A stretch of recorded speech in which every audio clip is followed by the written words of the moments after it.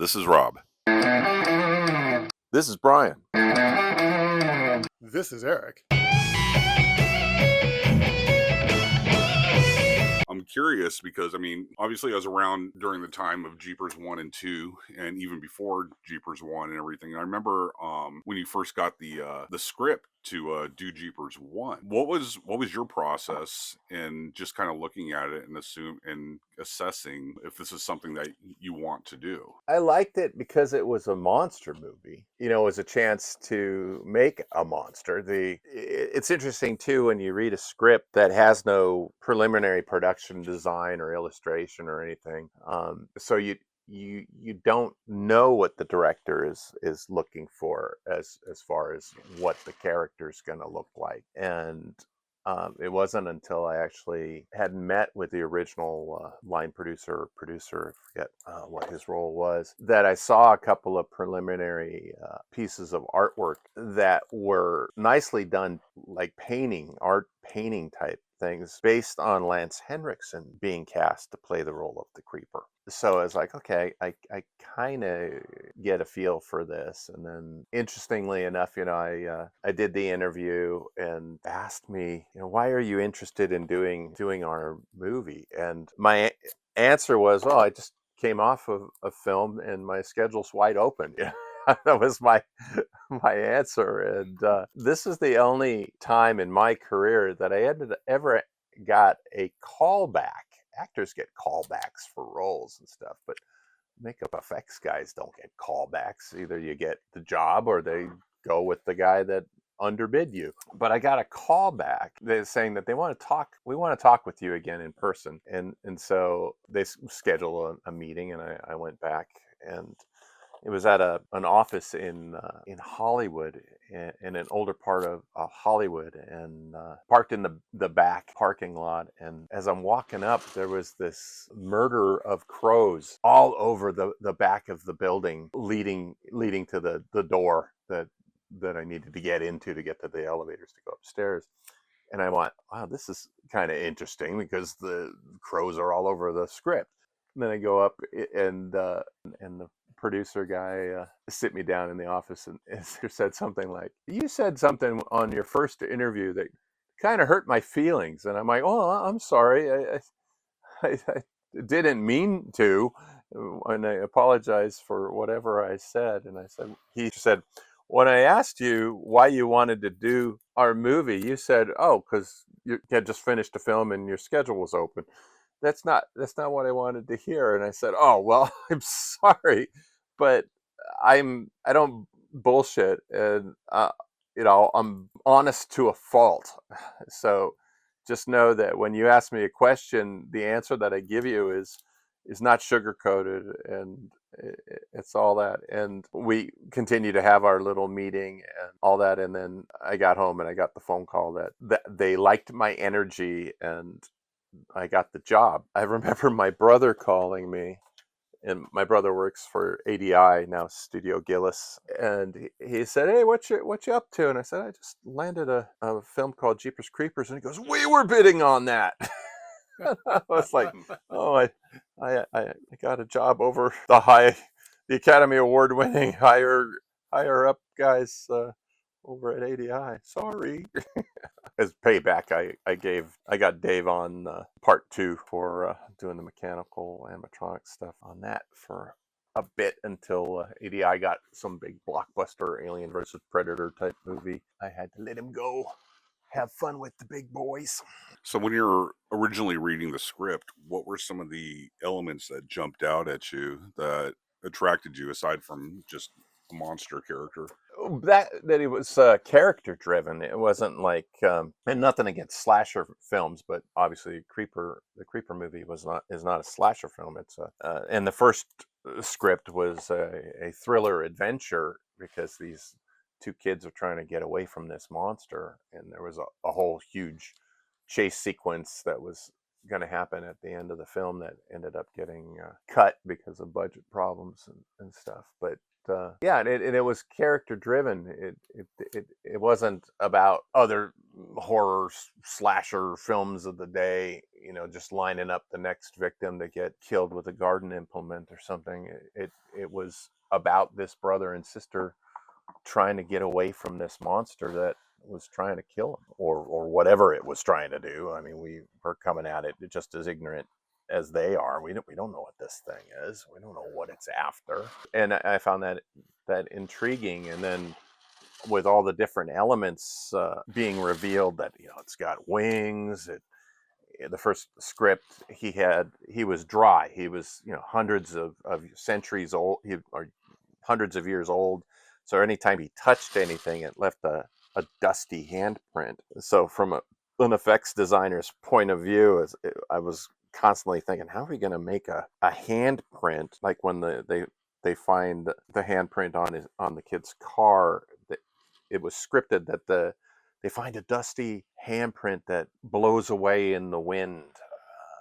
And this was something that needed to be done practically, because computer generated stuff hadn't come to a point where that would be easily done in post-production. So I look at scenes like that and try to figure out how are we going to make some sort of a dusty paste that we can put on a handprint on the door. Once it dries, it'll blow away in the wind, without having to do a special insert set where, just for the sake of conversation, there's a door laying on the ground, and we are putting a dry imprint of a dusty handprint on a door that's laying flat. So gravity is helping us. And then you turn a fan on and that dust blows away. That would have been an option, but they wanted to do it on the actual car door while an actor is looking at it. So we had to figure out a way of doing that. And I think on the day we actually mixed KY and water and Fuller's Earth, and maybe I want to say we ground up potato flakes to get That sounds really familiar. and we now that you bring that up, we stained potato flakes with makeup. So we had like several different colors of gray and brown, and it may have been aqua color, but it might have also been tattoo. No, yeah, it was probably tattooing, like Illustrator or Real Creations, so that it would have been an alcohol base, so that the potato flakes wouldn't have activated with the moisture of water. We wanted to keep it all dry, but we wanted to change the color from potato flakes to something creeper dust looking. And we made trays and trays of that stuff, and either baked them or let them air dry. And then we ground those up to create the dust. And when it came time to put them on the door of the car, if I'm remembering correctly, it was something like a diluted KY. And we may have diluted it with alcohol so that it would evaporate quickly. And that way, when they'd hit it with an E-fan or compressed air, it would blow away. But yeah, reading the script, there would be those types of story elements that would stop me, and I'd have to sit down and write some notes out and figure, okay, how are we going to do this? How is this going to happen? And then there's the givens, like when the kids are running over the creeper, and we knew it's going to be a dummy and all that. And I want to say when we did the run over scene with the cat lady, or at the cat lady's house, that was I think I was finishing up Breck's makeup or something, and Sonny was wrangling the dummy on the road as they were hitting it. And I want to say on the third take, when the dummy rolled over, part of the fake wing, the practical fake wing, popped out, and liked that. And because that happened, and again, we're talking 25 years ago, the scene where they hit him the third time or whatever with the car, we see the CG element wing pop up, and it, having seen the film in regular theaters with regular audiences, the ongoing comment was always like, what the hell is this thing? And then they'd be another little surprise like that, where now all of a sudden this stalker character has wings, and it's like, what the hell is that? So it was neat. It was fun to figure stuff out while we were reading the script, and then hit the ground running to make it all happen. The Well of Souls was was a huge thing. And we did Jeepers 1, and I want to say our budget on that was less than Rick Baker got paid to do American Werewolf in London 20 years earlier. So it was low. It was a low budget movie, and it was all about getting it done as fast as we could. We called around town to find out who had human body molds and who had bodies that could be rented, and knowing that places like Steve Johnson's effects and other places like K&B and all that had bodies or had multitudes of bodies at one time or another, and then you call them up and go, oh yeah, it's costing too much to store those things, so we got rid of them all. And you're like, oh man, it's sometimes within like 3 months of us getting the gig, they had cleaned their shelves off. But yeah, we found a couple places that had body molds, and then we just rented those and ran a ton of copies of those. And then production was actually really smart, and they contacted a guy in Florida where we were going to be filming that worked for one of those haunted attraction type places, or it might have even been a wax museum, and they got a bunch of body parts from that guy to finish the roof of the creeper's lair in the basement of the church. Yeah, that was really neat how all that came together. Who came up with the design elements for the creeper? How much input did you have? Well, I sat with Brad Parker, the production designer, illustrator, on numerous occasions. And one comes to mind when they didn't have a concept for what the open face creeper, as we've come to call it, was to look like. And in the script, it just for lack of any sort of clear idea, they said, the script said, and bat-like wings open up around the creeper's mouth. And when Brad was doing the storyboards for it, he literally drew that. He drew bat wings around the character's mouth, and it was silly looking, but they flat out said, yeah, we don't have a concept for this, so Brad just put something on paper. This is not what we want, but we don't have a true concept for it. I was like, okay, and I'm sitting there with my sketch pad, and Brad's and one of the assistants are there, and we're just throwing out ideas. And I said, okay, how about this, where instead of it being his mouth that opens up, why not his whole face? Like the whole thing opens up like an umbrella and reveals a scarier monster underneath. And I sat down and scribbled out basically that concept with a very skull-like demonic face and sharp teeth and all that, looking nothing like a disguised type face when he's trying to blend in, looking human with his closed face. And Victor was like immediately, oh yeah, okay, this is a good direction, let's go with this. And so a few more concepts were thrown around, and then Brad came back within the week and had a design that Victor really liked. And that was, we hadn't even cast an actor to play the character yet. And when we finally did, and Breck got the role, Victor said, okay, two things.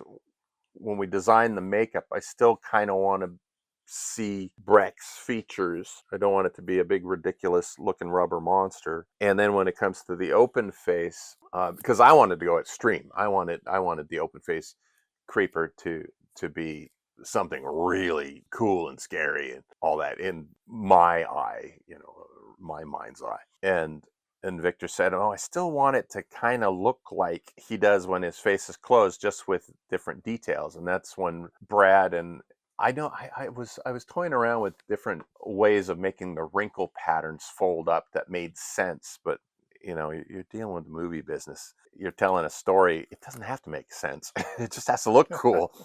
And Brad came up with an open face design that was very close to what we ended up with on the film, and all that. So it was a collaborative effort between Victor and Brad and myself, and then of course our sculptor Greg Smith and Elvis Jones to bring it all together and make it make it happen. So now, that being said, you get Breck now in studio to work with you. How long did it take you guys to map it out and get it on him the Well, first time? I want to say that we got him in the studio, I think we had him for maybe 2 days of live casting, because we had to do full body on him. We had to do his hands, we had to do his feet, and we had to do a full head and neck life cast.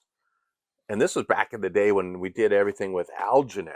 The silicone life casting stuff hadn't really come into fold yet, so we did all that stuff with alginate. And Well, they had the polysiloxane yeah, body, live not cast. body double. It was polysiloxane, whatever that stuff was, a 2-part silicone component, but it was really experimental. Plyolife. Plyolife, yeah. Yeah, and I'd used that on You did an open eye on me for that.